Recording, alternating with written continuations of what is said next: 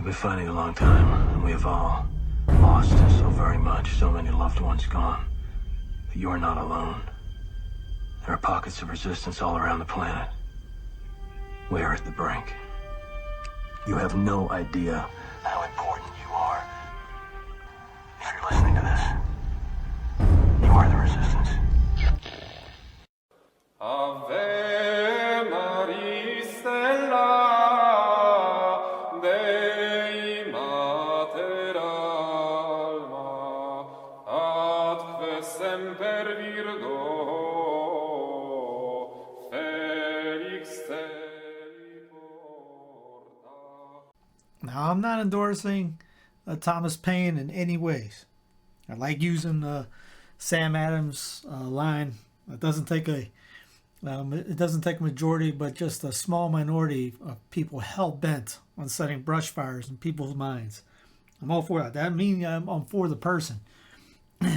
Thomas Paine wasn't a good dude, but I'm using the opening lines of his essay. These are the times that try men's souls. The summer soldier and the sunshine patriot will, in this crisis, shrink from the service of their country. But he that stands it now deserves the love and thanks of man and woman. Tyranny, like hell, is not easily conquered. What we obtain too cheap, we esteem too lightly. It is dearness only that gives everything its value. Heaven knows how to put a proper price upon its goods, and it would be strange indeed if so celestial an article as freedom should not be highly rated. So like Paine said, these are the times that try men's souls. There's a lot of weird stuff going on out there. A lot of people are being tried right now. I've seen videos of people saying they're suffering of worry, anxiety. They don't know how to deal with what's going on, etc. See this article came out yesterday. Iowa Archbishop urges laity to liquefy the dead bodies instead of burying them. Says it's better for the planet. Put this in Clown Planet today. Let off with. I read through it. If you want to read it, go read it. There's a few people like that. There's actually a doctor in I think it's Sweden or Norway.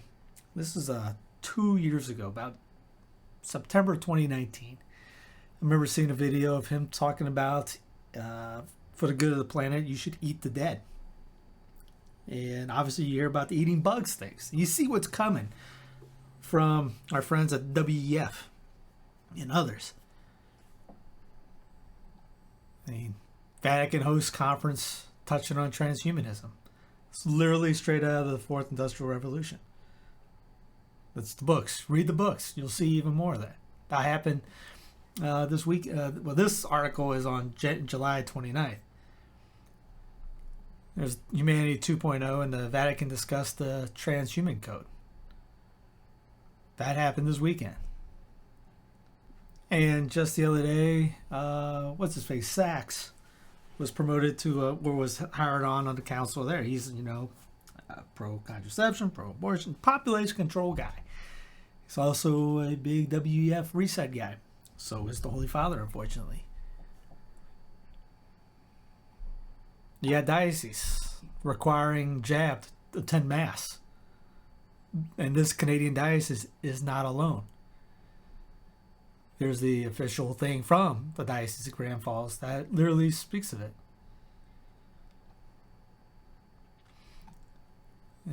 This is Archbishop Vigano saying Pope Francis is a zealous cooperator in the reset and seeks to demolish the Catholic Church. You see, there's a lot of problems going on. There's Francis Traditionis Custodes and his traditional mass. There's videos of, the Archbishop rides a bicycle in the cathedral.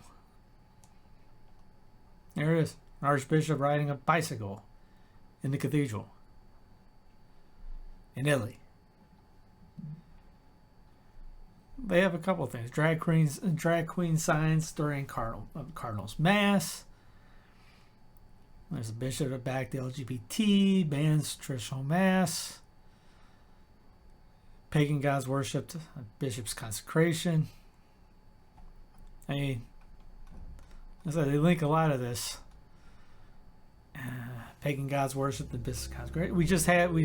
There was a, we talked about it on Rundown about the banana boat mass where it's like on a lake and Father rows his boat. Father rows a little banana boat out to do the sermon. Das dankbare Genießen unserer schönen Schöpfung, der Ferien, des Urlaubs.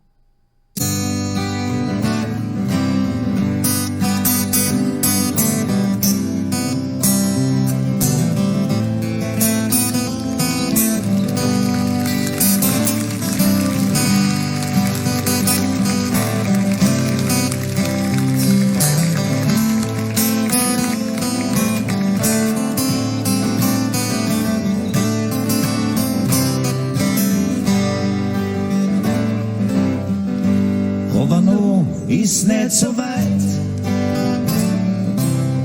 Noch was zu tun befiehlt die Eitelkeit. Doch bevor der Herzinfarkt. Ihr Angst? Habt ihr noch keinen Glauben? Da ergriff sie große Furcht. Und sie sagten zu Und das Wasser bis zum Halse steht. Manche haben vielleicht sogar ein Kriegsschiff daheim. Da wird festgehagelt und geschossen, hin und her. Ihnen, die uns vorausgegangen sind, heute besonders für Mutter Maria Pallam und Josef Pallam, Eltern Hedwig und Erich Lechner-Flattendorf, Vatermanns, ihre Ziele glücklich und gesund erreichen.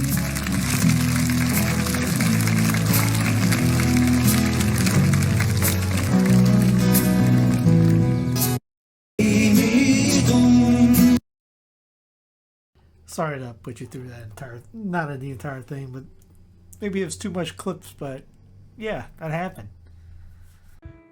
And I said, well, yeah, when things are going bad, there's going to be some good that's going to come from it. So there's a lot of this going on. What is our response, basically? I mean, you've heard me say it, all right. Pope Francis went after the traditional mass. Good. The Vatican is doing all sorts of wackadoodle things out there. Good. The world governments are literally against every one of their citizens. Good. People are literally getting fired for not taking injections. Good. Some people are not allowed to go get their food because they won't do that, stick a needle in them. Censorship is off the charts. So I was thinking about St. Theophane with all this. Who is this guy? He was the original Little Flower. St. Therese loved this guy.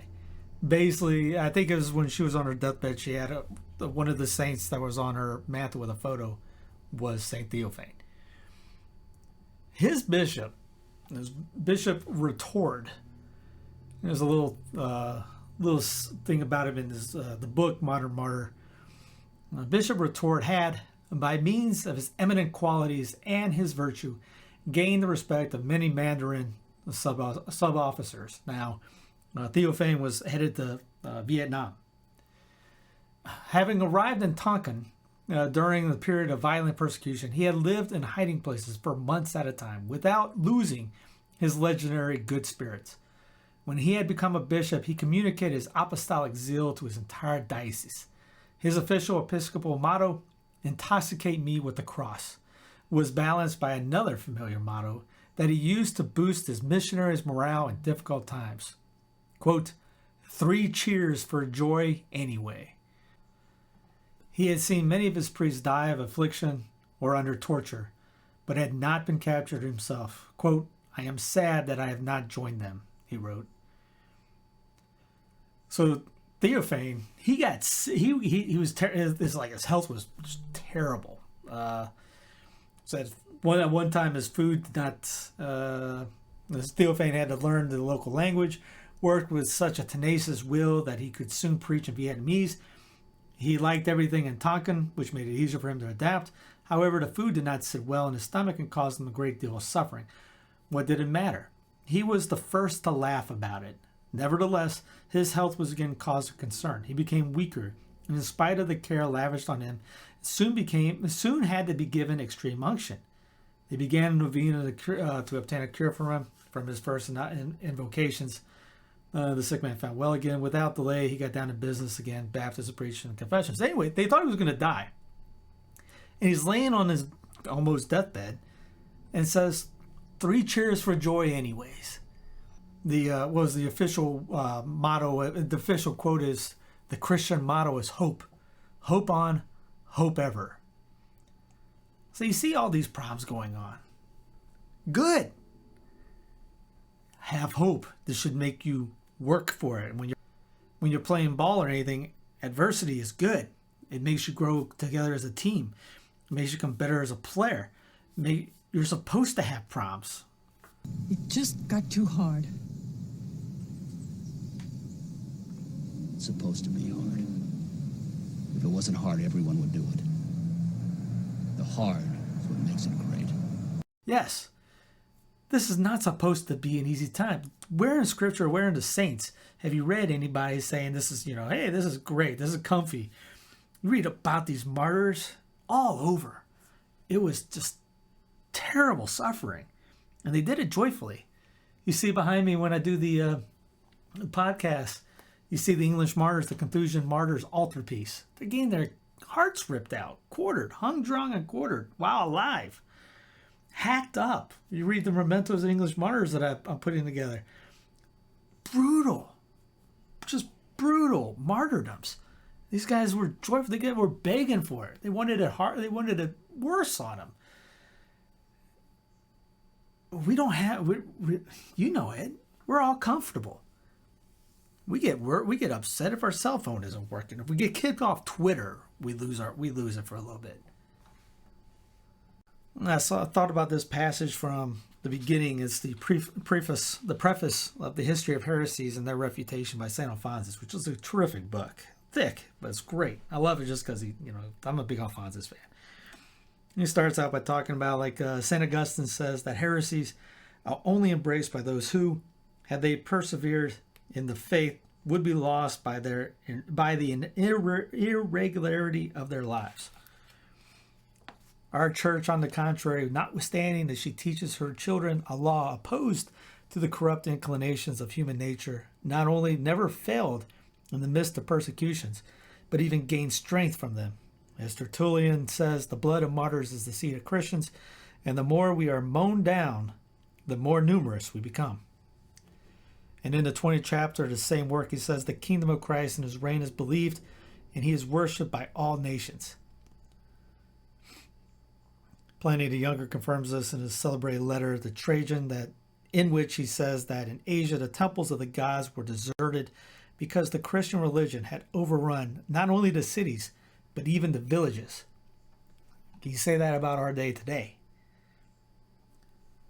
Obviously, Alphonsus goes on, this certainly never could have taken place without the power of the Almighty, who intended to establish in the midst of idolatry a new religion, to destroy all the superstitions of the false religion and the ancient belief in a multitude of false gods adored by the Gentiles, by their ancestors, by the magistrates, and by the emperors themselves, who made use of all their power to protect it. And still the Christian faith was embraced by many nations who forsook a relaxed law for the hard and difficult one, forbidding them to pamper their sensual appetites.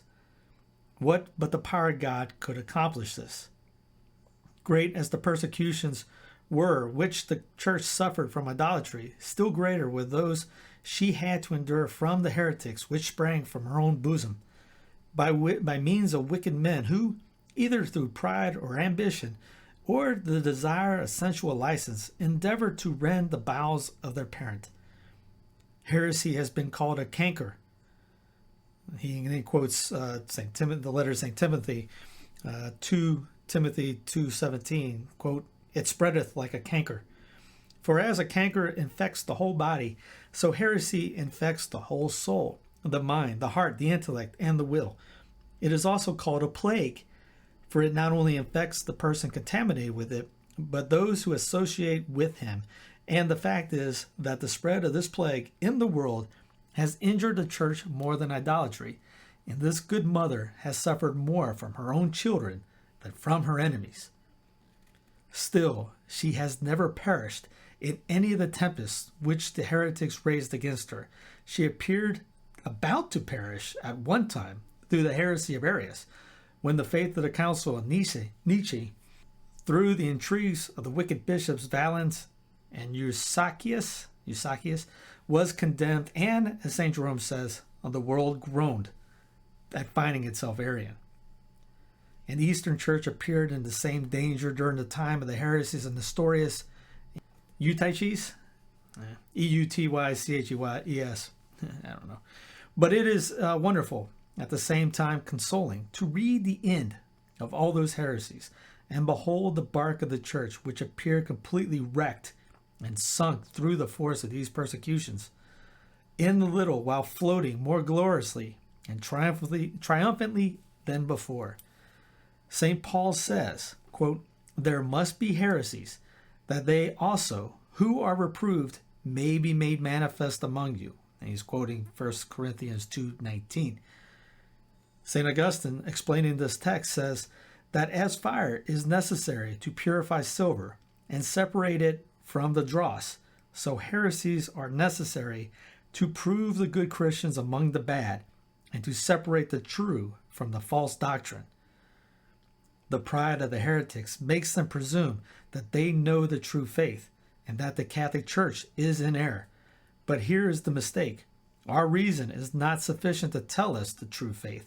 Since the truths of divine faith are above reason, we should, therefore, hold by that faith which God has revealed to his church, and which the church teaches, which is, as the apostle says, quote, "the pillar and the ground of truth." 1 Timothy 3:15. Hence, as St. Irenaeus says, quote, "It is necessary that all should depend on the Roman Church as their head and fountain. All churches should agree with this church on account of her priority and principality. For there the traditions delivered by the apostles have always been preserved." And by the tradition derived from the apostles, which the church founded at Rome preserves, and the faith preserved by the succession of the bishops, we confound those who through blindness or an evil conscience draw false conclusions. Quote, "Do you wish to know," says St. Augustine, "which is the church of Christ? Count those priests who, in a regular succession, have succeeded Peter, who is the rock against which the gates of hell will not prevail. And the holy doctor Eligius." Now I'm skipping a few paragraphs to get to the end, where he says, the Self-Honest, "We ought then, dear reader, unceasingly to thank our Lord for giving us the grace of being born and brought up in the bosom of the Catholic Church." St. Francis de Sales exclaims, "O good God, many and great are the benefits thou hast heaped on me, and I thank thee for them. But how shall I be ever able to thank thee for enlightening me with thy holy faith?" And writing to one of his friends, he says, "O God, the beauty of thy holy faith appears to me so enchanting that I am dying with love of it, and I imagine I ought to enshrine this precious gift in a heart all perfumed with devotion." St. Teresa never ceased to thank God for having made her a daughter of the Holy Church. Her consolation at the hour of death was to cry out, quote, "I die a child of the Holy Church. I die a child of the Holy Church." We, likewise, should never cease praising Jesus Christ for his grace bestowed on us, one of the greatest conferred on us, one distinguishing us from so many millions of mankind who are born and die among infidels and heretics. Quote, "He has not done in like manner to every nation." With our minds filled with gratitude for so great a favor, we shall now see the triumph the Church has obtained through so many ages over so many heresies opposed to her. remember that whole story of St. Teresa, driving down the road in a cart, and she gets booted out of the cart, hits a pothole or something. She flies up and lands in a pile of mud. And she looks up, says, if you treat your friends like this, no wonder you have so few of them. It's going to get much worse. Keep your joy. No despair. Don't get down. You get down, drop to your knees, so you can get lower. Pray for help. Offer that. I put together that Father Mateo's October reparation. Do it for November if you didn't do it for October. You don't have to have me telling or putting a video together and doing it, or saying do it for just 1 month. We're going to need it for a lot more months. I'll do it again for another month. As he says, we got to pay the price to win conversions. We got to pay the price back for reparation. The Holy Face image. That's nothing but reparation. Sacred Heart, same. Get the image, go to Vicky's site, get a copy of that she's touched the true relic. Put it up and put it up at your home altar. There's many ideas you can do. Tweet less, pray more. Smile more. Don't despair. There's no need to despair. We're Catholic. We have hope. You can't be black-pilled. You have hope in you. Don't listen to the negative Nancy's out there. Keep your head up. It's supposed to be hard, like we said earlier. Everybody knows I'm a Rocky fan, and this is from the movie Rocky Balboa. He's already retired. He's running a restaurant, and they talk him into doing an exhibition match, and his son is trying to talk him out of it. Anyway, I really like this speech. I think it's apt for what we're talking about today. Let me tell you something you already know. The world ain't all sunshine and rainbows. It's a very mean and nasty place, and I don't care how tough you are, it will beat you to your knees and keep you there permanently if you let it. You, me, or nobody is gonna hit as hard as life. But it ain't about how hard you hit. It's about how hard you can get hit and keep moving forward. How much you can take and keep moving forward. That's how winning is done. As the speech said, it's not about how hard you hit. It's how much can you get hit and keep going forward. How much can you take and keep going forward. Look at the martyrs. They got pounded, and they kept going forward. They just kept their eyes on the prize. That's why St. Paul talks about, I finished the race. It wasn't an easy race. It was hard, grueling. One priest talked about the strive to get into the pearly gates, or strive to enter the narrow gate, and he was talking about the Greek means something a little bit harder than strive. He called it pammy whammy for the strive part. He says almost grueling. Try to think about climbing up a 80-degree mountain type deal over other people in a sense. Now here's the final. This is in one of the final scenes. He just gets his bell rung.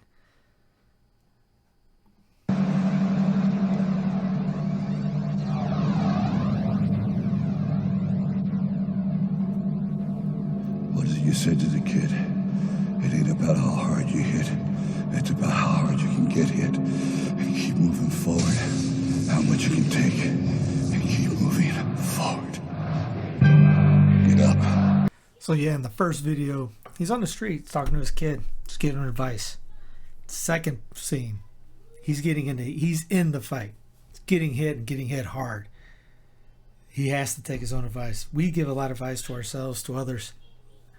Do we take our own advice? Do we tell people, hey, pray, hope, don't worry? But then we don't pray, we rarely hope, and we worry all the time. Do we say, hey, we need to do penance? Hey, we got to live the message of Fatima. And then when rubber hits the road, do we really drop to our knees and do penance? Kind of like in the night adoration, it says, talking, our Lord is saying to us in the sense that Mateo wrote, there's many people that love me when they need something. They're always there knocking when they need something. But when it's not time for that, when it's time to give me, do penance for others, to show me their love when they don't need to, Very few do it. Goes back into what we talked about with sports. It's easy to try to show out in front of your coach. It's hard to take time out of your own day, at your own time, and practice on your own and really bust it, to hit the stairs a little bit harder or extra by yourself, to shoot when the gym is closed. Well, the lights are off and nobody's in there. You can barely see the rim, to hit. To take batting practice in the middle of the night. It's easy when practice is between 4 and 7 and you're supposed to be there. That's a piece of cake. It's the extra stuff that you want to do. Do you will it? St. Thomas tells his sister when his sister asks, what is it to be a saint? Will it. Do we want it? So when I see people saying they're struggling, why? You should be thanking God that he thought you courageous enough, worthy enough to be in this kind of time. Why are you struggling? Is it because we're too comfy? Or because we're too, I don't want to say wimpy, but are we too comfy? I mean, we have air conditioning. If air conditioner goes out, how many of us are upset? If the internet goes down, we're going to be upset. If your phone is not working, you can't get on Twitter or Facebook, people get upset. If something doesn't go right, your favorite TV show doesn't come on because something else preempted it or something. Your football team or basketball team loses by 1, misses a field goal, something like that. We get mad easily. Think about those martyrs again. Were they struggling when the king was going after him, when the queen was going after him? How many of those guys struggled when there were bad popes? Yeah, people act like this is the first bad pope we've ever had. Church has been through the ringer and back. Is that, remember at the end of the Matrix at one time, we're still here. Morpheus yelled out in the bottom of the land, wherever they were at. Can't remember the name of the land. Where's that attitude? Shouldn't struggle. If you are struggling, pray for it. We'll pray for you as well. We're not mocking anybody. Man, we got to get tougher out there. Goes into, I told a buddy of mine, I wonder how many guys that in our quote-unquote trad movement played ball. Because a lot of guys seem like they never had a bit of adversity ever. It's always been easy and it been handed to them or something like that. That's why I put in the quote, the thing from Rocky. It's not about, the life isn't about sunshine and lollipops. You're supposed to take hits. Just like when you're working out, you tear your muscle to rebuild it, and they rebuild stronger. You got to eat, and rest. You got to do other things on top of that, just like in the spiritual life. It's not just they believe in God. You got to work at it. You got to exercise your mind. You got to get your mind right. You got to be able to pray the right way, pray the right way, just like in practice. You practice and you practice the right way. If you practice a shot and you practice your bad form, then your shot's going to be terrible. If you try to swing a bat and you don't work on the fundamentals and you don't concentrate on what you're doing and perfect the little things, you're not going to be able to hit the ball.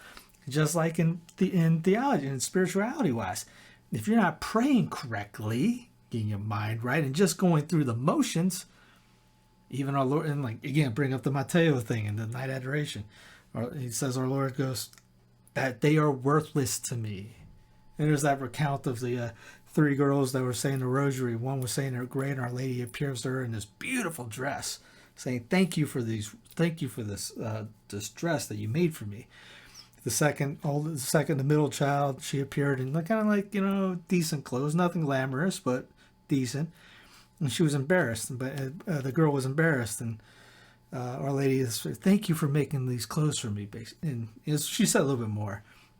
And the little girl asked, "Why are they not as beautiful as my older sisters?" And she goes, "Well, that's how you say your prayers is how much went into. This is representative of how much it went into your prayers to me." And the youngest child, Our Lady shows up in rags. I think this is in Secret of the Rosary. And she just almost, her heart stopped. And obviously, same thing. She goes, thank you for making me these clothes. And so, my lady, why are they so ugly? And that's what you were giving to me. And it all hit them like a ton of bricks, and they all said their prayers so much better as she appeared the next time, to all of them in dazzling garments. Again, we gotta get our minds, we gotta get the basics, just the little things right. Genuflect the right way, devoutly in the right way.